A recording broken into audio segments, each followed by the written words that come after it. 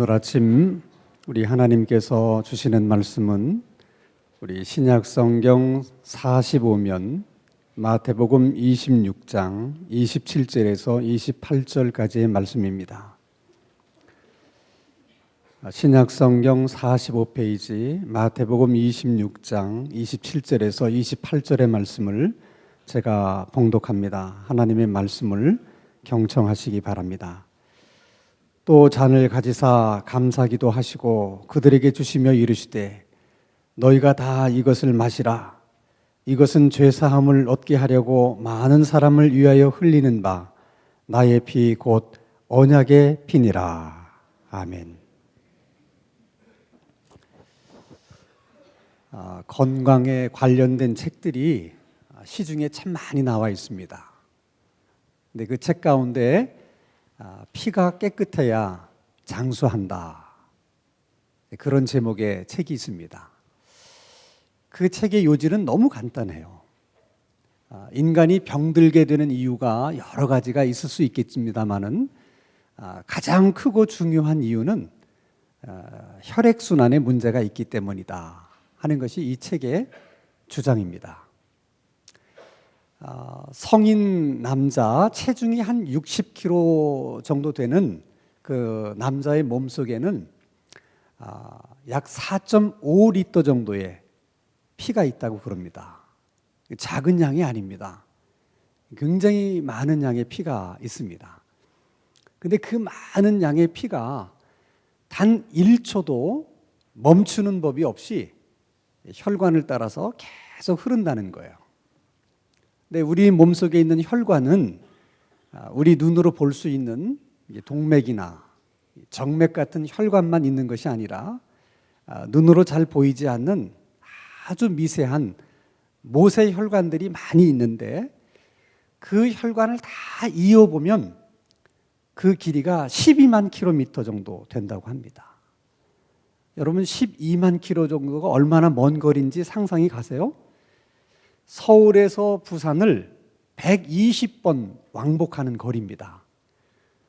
그 긴 거리를 피가 매일처럼 순환하면서 우리 세포에 필요한 영양분과 산소를 계속해서 공급해 주는 거예요.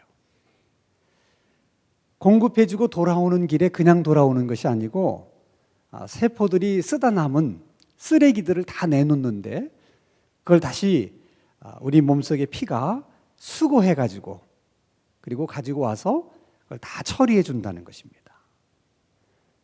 그러니까 여러분 혈액순환이 안 되면 우리 몸의 세포가 제때 영양을 공급받을 수 없기 때문에 이제 문제가 생기게 되는 것이고 또 노폐물이 제때에 치워지지 않기 때문에 병들게 된다는 그런 논리입니다.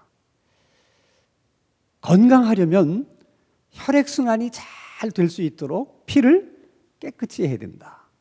피가 깨끗하면 건강하고 장수할 수 있다 하는 것입니다. 여러분 우리 몸만 그런 게 아니에요. 우리의 영혼도 마찬가지입니다. 영혼이 살고 죽는 문제 그리고 영혼의 건강의 문제가 여러분 피하고 아주 직접적인 연관이 있습니다. 그래서 여러분들이 성경을 읽어보면 피에 대한 얘기가 우리가 생각하는 것보다 훨씬 많이 나와요. 성경이 모두 1189장으로 되어 있는데 그 1189장 가운데 피에 대해서 언급하고 있는 말씀이 437번이나 나옵니다.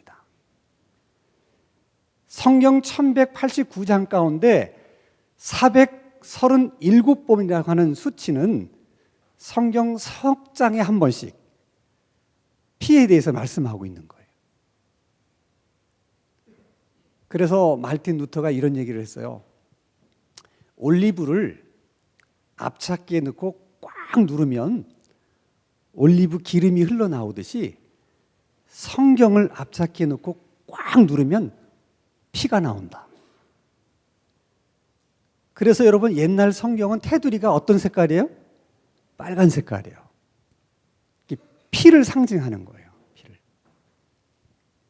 이렇게 성경이 피에 대한 말씀을 많이 하고 있는데 이 피와 연관된 스토리들이 많아요. 근데 대표적인 것이 한 4가지 정도 있습니다. 그 첫째가 노아 홍수 이후에 인간들의 먹거리와 연관돼서 나오는 피에 대한 이야기입니다. 우리 창세기 9장 3절 말씀을 한번 같이 읽겠습니다. 시작. 모든 산 동물은 너희의 먹을 것이 될지라 채소같이 내가 이것을 다 너희에게 주노라. 이 말씀을 보면 노아 홍수 이전에는 사람들이 육식을 하지 않았던 것 같아요. 그런데 노아 홍수 이후에 왜 사람들이 육식을 하게 됐는가? 그것은 아마도 노아 홍수로 인해서 이 지구에, 이 땅에 엄청난 환경의 변화가 일어났던 것 같아요. 그것이 인간의 삶에 이런저런 많은 영향을 주고 있었기 때문에 이제는 영양학적으로 인간이 육식을 하지 않으면 안 되는 그런 환경에서 인간이 살아야 했기 때문에 하나님께서 육식을 할 수 있도록 허락하신 것이 아닐까. 뭐 또 다른 이유가 있다면 지금까지는 그냥 열매 그리고 채소를 가지고 사람들이 먹거리로 먹고 살았는데 이제 그거 가지고는 먹거리를 해결할 수 없기 때문에 다시 말하면 이 지구의 환경이 그것으로는 모든 인간을 먹여 살릴 수 없기 때문에 하나님께서 육식을 허락하신 것이 아닐까 생각을 합니다. 중요한 것은 육식을 허락하시면서도 단서를 붙였어요. 너희들이 고기를 먹을 수는 있지만 고기를 먹을 때 반드시 지켜야 될 계율이 있다. 그게 창세기 9장 4절에 나와 있습니다. 같이 읽습니다. 시작. 그러나 고기를 그 생명되는 피채 먹지 말지니라. 고기는 먹을 수 있지만 뭘 먹지 말라는 거예요? 피는 먹지 말라. 그래서 옛날 교회 다니시는 분들이 선지 해장국을 안 드셨어요. 여호와의 증인들은 이 말씀을 너무 자의적으로 해석을 해서 사람이 수혈을 하는 것을 피를 먹는 것이다. 그런 해석을 합니다. 그래서 성경이 피를 먹지 말라고 했기 때문에 우리는 수혈을 할 수가 없다. 그래서 여호와의 증인들은 수혈을 금하고 있습니다. 그런데 피를 먹지 말라라는 하나님의 말씀이 담고 있는 메시지는 간단해요. 그것은 생명을 소중히 여기고 생명을 존중하라는 거예요. 생명이라고 하는 것은 눈에 보여요, 안 보여요? 안 보입니다. 그래서 하나님이 눈에 보이는 피를 가지고 생명을 설명하는 거예요. 피를 먹지 말라. 생명이 귀하고 소중하기 때문에 생명을 존중해야 된다 하는 것을 가르치는 것입니다. 또 피와 관련된 중요한 스토리 가운데 하나가 유월절에 관련된 이야기입니다. 이스라엘 백성들이 이집트에서 나오던 그 마지막 날 밤에 하나님께서 이집트 땅에 엄청난 재앙을 내리셨어요. 그 재앙은 어떤 가정이든 사람의 자식이든 동물의 새끼든 처음 난 것은 다 죽이는 그런 사망의 재앙, 죽음의 심판을 내리신 것입니다. 그러면서 이스라엘 백성들에게 이렇게 얘기합니다. 너희들은 그날 밤 저녁 다 양을 잡아먹고 양의 피를 받아서 너희들의 문설주와 인방에 바르라. 그래서 이스라엘 백성들이 하나님 말씀대로 그렇게 했습니다. 이제 하나님의 천사가 하나님의 명을 받들어 이집트 땅에 사망의 재앙과 심판을 이제 시작합니다. 천사가 어느 집을 지나면, 다시 말하면 천사가 그 집을 통과하면 즉시 그 집 안에 있던 처음 난 거는 죽는 거예요. 근데 천사가 어느 집을 지나려고 하다 보니까 문에 피가 묻어 있습니다. 그런 집은 지나가지 말고 넘어가라. 이렇게 하나님의 명을 받았기 때문에 천사들이 그런 집을 만나면 지나가지 않고 넘어갔어요. 그래서 그 집 안에 있는 사람들과 짐승들은 다 무사할 수가 있었습니다.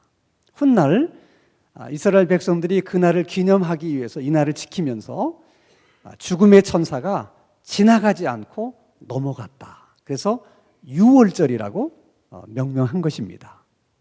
이 유월절 사건이 담고 있는 메시지는 간단해요. 피가 죽음의 재앙으로부터 보호해주는 보호막이 되었다 하는 얘기입니다. 세 번째 피에 대한 피와 관련된 이야기는 제사의 이야기예요. 이스라엘 백성들이 하나님 앞에 드리는 제사는 크게 두 가지인데, 하나는 하나님께서 베풀어 주신 은혜에 감사해서 제사를 드리는 경우가 있고, 다른 하나는 자신이 하나님 앞에 지은 죄를 용서받기 위해서 제사를 드리는 경우가 있었습니다. 어떤 제사든 하나님 앞에 제사를 드릴 때는 반드시 하나님 앞에 드리는 제물, 예물이 있어야 했는데, 특별히 죄를 용서받기 위해서 하나님 앞에 드려지는 제물은 반드시 피가 있어야 되는 제물만 허용되었습니다. 다시 말하면 자기 죄를 용서받기 위해서 하나님 앞에 제사를 드리면서 제물을 드리는데, 이 곡물류 이런 제물로는 죄를 용서받기 위한 제사로 또 제물로 드릴 수 없다는 거예요. 그래서 동물을 잡아 드리는 거예요. 당시 가장 흔했던 짐승이 양이기 때문에 양을 잡아 드리는데, 그 양을 잡아 드릴 때도 하나님이 양을 통째로 받지 않으세요. 다시 말하면 양을 번제단 위에 올려놓고 그냥 태우는 게 아니에요. 반드시 제물을 제사장 앞에 끌고 오면 제사장이 목을 따서 피를 받아요. 그 피를 번제단 뿔에 바르고 남은 피는 다 제단 밑에 쏟은 다음에, 그리고서야 그 양을 제단 위에 올려놓고 태워서 제물로 하나님 앞에 드렸던 것입니다. 이 제사가 담고 있는 메시지도 하나예요.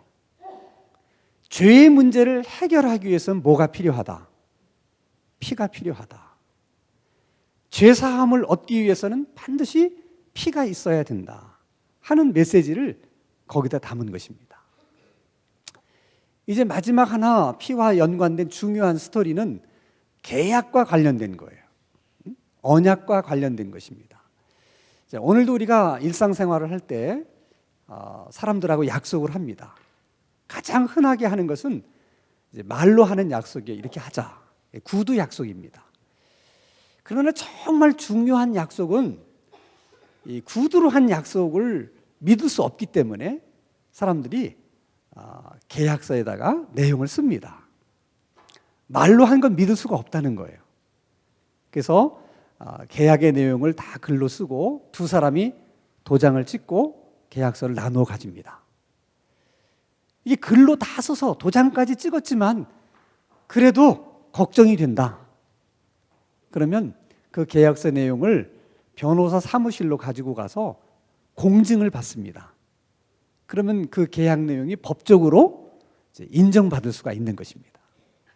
그래야 확실해지는 거예요. 근데 옛날에는 이런 시스템이 없었기 때문에 이제 구두로 약속을 하다가 서로가 믿을 수 없다. 그럼 계약서를 씁니다. 쓰는데 이게 먹으로 쓰거나 잉크로 쓰는 것이 아니라 두 사람이 칼로 이렇게 손가락을 자른다든지 물어 뜯는다든지, 그래서 피로 계약서의 내용을 적었어요. 그것이 뭘 의미하는 거겠습니까? 이 계약서 내용대로 지키지 않는 사람은 어떻게 할 수도 있다. 죽일 수도 있다. 그래서 피로 계약서를 쓴 것은 굉장한 구속력을 갖는 것입니다. 그래서 여러분, 이스라엘 백성들이 다 애굽에서 나온 다음에 그들이 이제 시내산에 머물게 됐어요. 그때 하나님이 모세를 산 위로 부르십니다. 그리고 직접 십계명을 두 돌판에 써서 주면서 이스라엘 백성들에게 하실 말을 모세에게 주셨어요. 모세가 하나님께 받은 말씀을 다 이스라엘 백성들에게 얘기합니다. 왜 하나님이 너희들을 이집트 땅에서 불러낸 줄 아느냐? 그것은 하나님이 아브라함과 맺은 약속을 지키기 위해서 그렇게 하신 것이다. 이제 하나님은 아브라함과 맺은 약속을 너희들과 똑같이 다시 한번 약속을 맺기를 원하는데 내용을 잘 듣고 너희들이 판단해서 결정해라. 여호와만을 하나님이라고 믿고 따르고 하나님이 주신 십계명과 율법을 따라 순종하며 살겠다고 너희들이 약속하면 하나님은 너희들의 하나님이 될 것이고 너희들은 하나님의 백성이 될 것이다. 그렇게 하겠느냐? 그랬더니 모든 이스라엘 백성들이 한 목소리로 네라고 대답을 했습니다. 그때 모세가 말로 하는 거는 믿을 수가 없다. 그래서 소 한 마리를 잡아서 큰 양풍에 그 피를 받습니다. 받아서 한 양풍의 그 피는 하나님의 제단 밑에 쏟고 또 한 양풍에 받은 피는 이렇게 백성들 앞에서 피를 뿌렸어요. 백성들에게. 그 의미는 지금 너희들이 오늘 한 그 말은 하나님과 너희 사이에 뭘로 맺은 약속이다? 피로 맺은 약속이다. 그 얘기를 하는 겁니다. 여러분, 이런 배경을 이해하지 못하면 오늘 본문에서 예수님이 하신 말씀을 이해하는 게 쉽지가 않아요. 예수님께서 내일이면 십자가에 돌아가십니다. 그 전날 밤 제자들하고 마지막 저녁 식사를 하고 계셨어요. 그 저녁 식사는 유월절 식사입니다. 빵이 있고 유월절에 먹는 간단한 음식들이 있고 포도주가 있었습니다. 식사를 하다가 갑자기 예수님이 이렇게 말씀하십니다. 빵을 주면서 이것은 내가 너희들을 위해서 찢기는 내 몸이다. 받아 먹어라. 아니, 얼마나 심각합니까? 또 잔을 주면서 이것은 죄 사함을 얻게 하려고 내가 너희들을 위해서 흘리는 언약의 피다. 그냥 피라고 말씀하지 않고 두 가지를 말씀하세요. 하나는 죄 사함을 위해서 흘리는 피요, 다른 하나는 언약의 피다. 지금 예수님은 내일 십자가에 이제 달려 돌아가실 텐데 이 십자가에서 자기가 죽는다는 것을 제자들에게 어떻게 설명을 해야 제자들이 그 의미를 이해할 수 있을까 하는 것을 생각하다가 구약 시대에 있었던 일들을 생각해낸 것입니다. 자, 이스라엘 백성들이 하나님 앞에 가서 용서받기 위해서 그들의 제물이 되었던 양이 대신해서 피를 흘려야만 했던 것처럼 내가 모든 인간들의 죄를 하나님으로부터 용서받게 하기 위해서 내가 어린 양의 제물이 돼서 내가 피를 흘린다. 피를 흘리기 위해서 내가 십자가에 못 박히는 것이다 하는 것을 설명하는 거예요. 이것이 언약의 피라고 하는 것은 그 옛날 시내산에서 모세가 황소의 피를 가지고 하나님과 이스라엘 백성 사이에 계약을 맺게 한 것처럼 오늘은 내가 흘리는 피로 하나님과 너희 사이에 새로운 계약을 맺는다.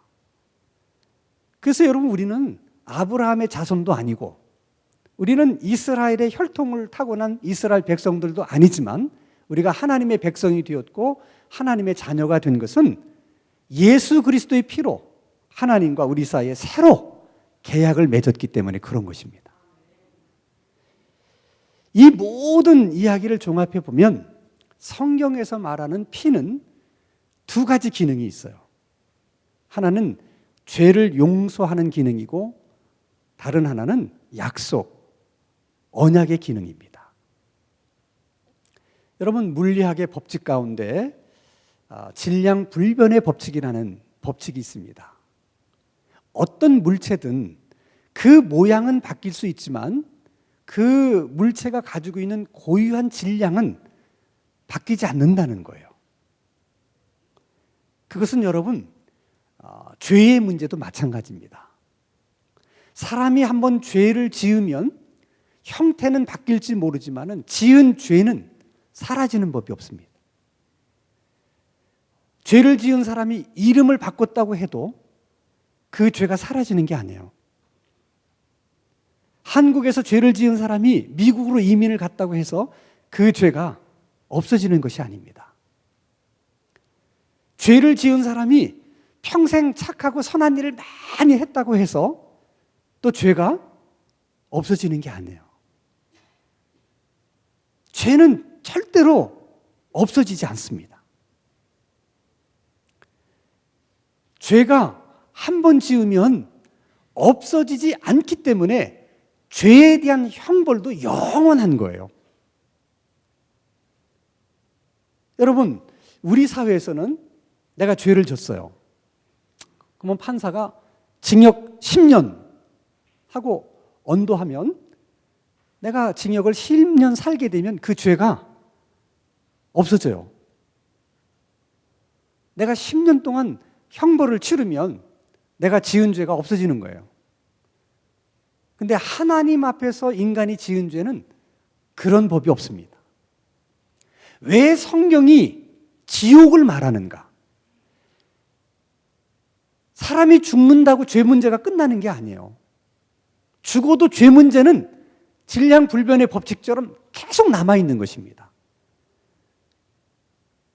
그래서 그 죄에 대한 형벌이 영원해야 되기 때문에 그 영원히 형벌받아야 될 장소가 필요한 거예요. 그래서 지옥을 말하는 것입니다.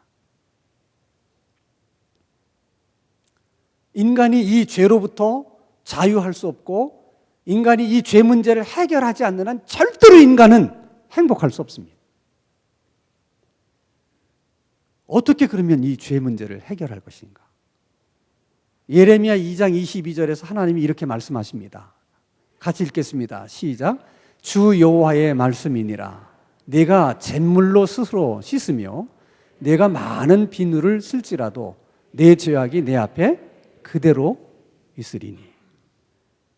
아무리 강력한 비누를 가지고 내 죄를 씻어도 죄가 없어진다, 안 없어진다?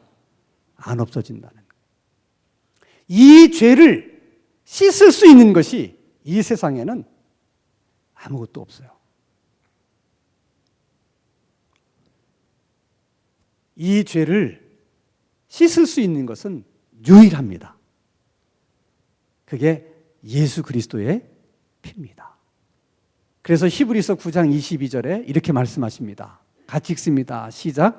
율법을 따라 거의 모든 물건이 피로써 정결하게 되나니 피 흘림이 없은즉 사함이 없느니라. 여러분, 예수님께서 왜 인간의 몸을 입고 이 세상에 오셨는가? 피 흘리기 위해서 인간의 몸을 입으신 것입니다. 왜 예수님이 교수형으로 처형되지 않으시고 십자가에 못 박혀 돌아가셨는가? 피 흘리시기 위해서 그러신 것입니다. 왜 천사는 인간을 구원할 수 없는 것일까? 천사에게는 피가 없기 때문입니다.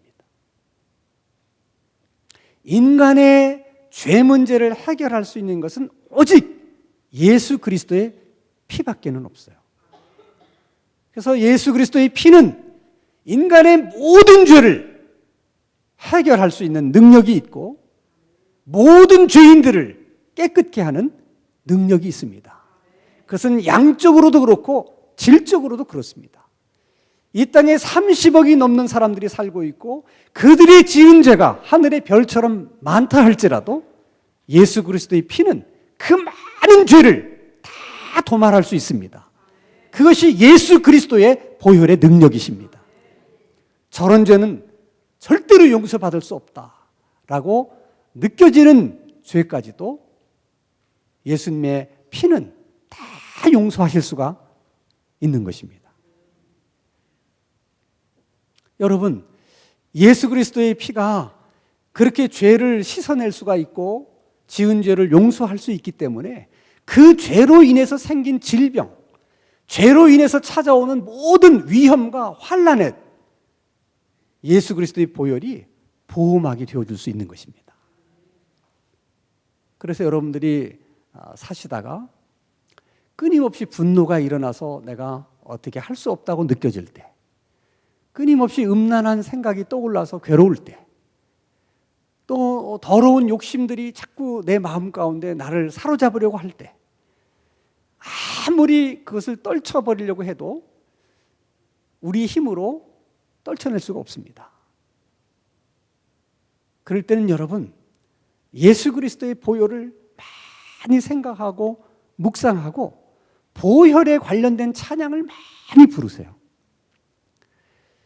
예수 그리스도의 보혈이 얼마나 탁월한 능력이 있는가, 그 보혈을 묵상만 해도, 그 보혈을 찬송만 해도 우리 마음 가운데 우리를 더럽히는 모든 생각으로부터 우리를 정결케 해주십니다. 때로 우리가 어떤 질병으로 고통 중에 있을 때도 그리스도의 보혈을 묵상하고 그 보혈을 찬송할 때 그것이 우리의 고통을 완화시켜 주기도 하시고, 때로는 그 질병을 치료하는 능력으로 나타나기도 합니다. 그래서 예수 믿는 사람들은 끊임없이 예수 그리스도의 보혈을 늘 생각하면서 하셔야 돼. 입에서 늘 그리스도의 보혈을 찬양하는 노래를 불러야 돼. 특별히 여러분, 악한 영들과 싸우게 되거나 악한 영들을 대적할 때는 더욱더 그리스도의 보혈 찬송을 부르고 그리스도의 보혈을 의지해서 기도하셔야 됩니다. 세계적인 유명한 부흥 강사 가운데 베니힌 목사님이라고 계세요. 그분이 세계 여러 지역을 다니면서 부흥회를 하시는데, 그 부흥회의 특징은 이렇게 말씀을 전하고 난 후에 아픈 사람들 다 나와라, 문제 있는 사람 다 나와라. 그래서 이제 안수 기도를 해 주십니다. 한 번은 어느 집회에서 이제 말씀을 끝난 다음에 이제 기도 받고 싶은 사람들 다 나오라고. 그랬더니 한 어머니가 자기 딸을 데리고 나왔어요. 우리 딸을 좀 고쳐달라. 그래서 이제 안수하며 기도하려고 하는데 갑자기 하나님의 음성이 들리는 거예요. 반지를 뽑아라. 그래서 베니힌 목사님 생각에, 아니 뭐 기도해 주는 일과 반지를 뽑는 거하고 무슨 상관이 있어서 반지를 뽑으라고 그럴까 하고 다시 그냥 기도하려고 그러는데 재차 반지를 뽑아라 하는 음성이 들리는 거예요. 그래서 본인은 이게 정말 하나님이 자기에게 들려주시는 음성인지조차도 의심을 했어요. 아니 기도하는 일하고 반지 뽑는 일하고 무슨 관계가 있겠습니까? 그래서 기도하려다가 말고 눈을 뜨고 그 딸아이의 반지를 보면서 이거 무슨 반지냐 하고 가만히 보니까 은반지인데 그 반지에 뱀 모양이 그려져 있는 거예요. 그래서 하나님의 이제 말씀해 주신 대로 반지를 뽑으려고 이렇게 뽑으니까 갑자기 이 딸아이가 막 몸을 뒤틀면서 막 비명을 지르는 거예요. 근데 갑자기 그 딸의 입에서 아주 음산한 목소리로 이런 얘기를 하는 거예요. 가만둬. 이 딸은 내 거야. 그래서 이제 베니힌 목사님이 이게 이제 악령의 역사라고 하는 것을 알고 그 즉시 보혈의 찬송을 부르면서 보혈의 능력을 의지해서 기도하기 시작했어요. 하나님, 주님의 보혈로 이 사실을 끊어주시고 주님의 보혈로 이 딸을 덮어주시옵소서. 또 찬양하고, 그리고 반지를 탁 뽑았는데 반지가 탁 뽑히는 순간에 그 아이가 정상으로 돌아왔어요. 이렇게 예수 그리스도의 보혈은 악령의 권세와 능력을 파하는 탁월한 능력이 있는 것입니다. 여러분, 기도하다 두려운 마음이 들거나 또 갑자기 두려움이 여러분을 엄습할 때, 그때는 두려워하지 마시고 보혈의 찬송을 부르고 주님께서 그리스도의 보혈로 여러분을 덮어주시기를 위해서 기도하시기를 바랍니다. 그 보혈이 여러분을 보호해주는 보호막이 되는 것입니다. 때로 우리가 신앙생활을 하다 보면 우리가 너무 연약하기 때문에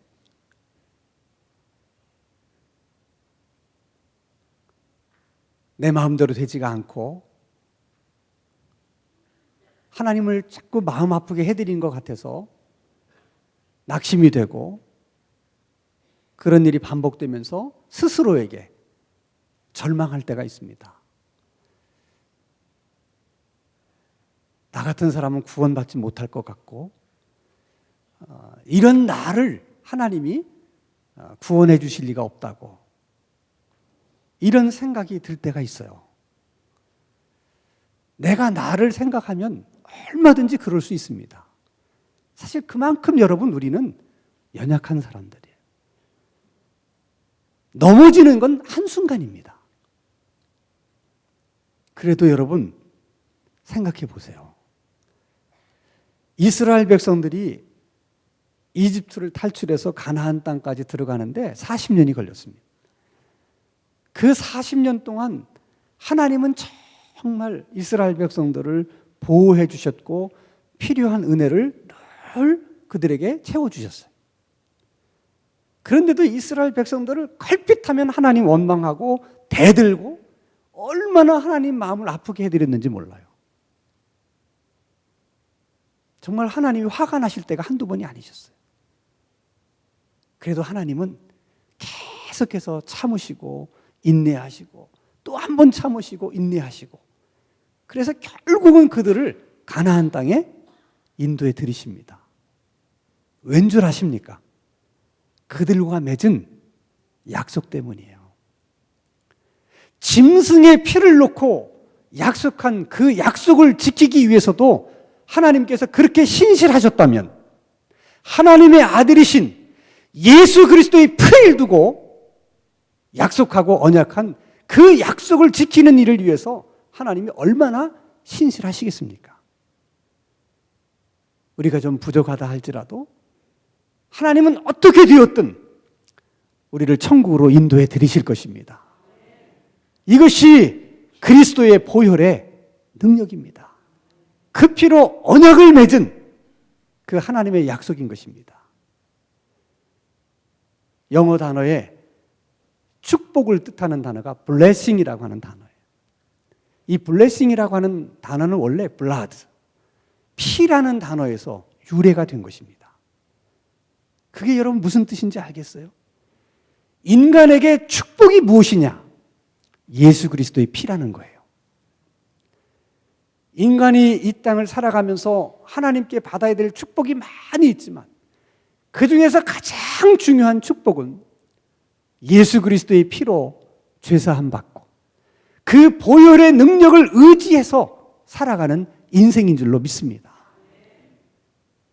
이 아침에 여러분 그 복을 다 받을 수 있기를 바라고 그 복을 늘 누리며 살아갈 수 있는 저와 여러분의 삶이 될 수 있기를 주님의 이름으로 축원합니다. 기도하십시다. 거룩하신 하나님 아버지, 예수 그리스도의 피로 우리 죄를 사하시고 우리를 하나님의 자녀 삼아 주심을 감사를 드립니다. 사는 날 동안 그 은혜를 잊지 않고 감사하며 살게 하시고 예수 그리스도의 보혈과 그 능력을 의지하고 찬양하며 살아가게 하옵소서. 우리들과 우리 가정을 항상 예수 그리스도의 보혈로 덮어 주시옵소서. 예수님의 이름으로 기도하옵나이다. 아멘.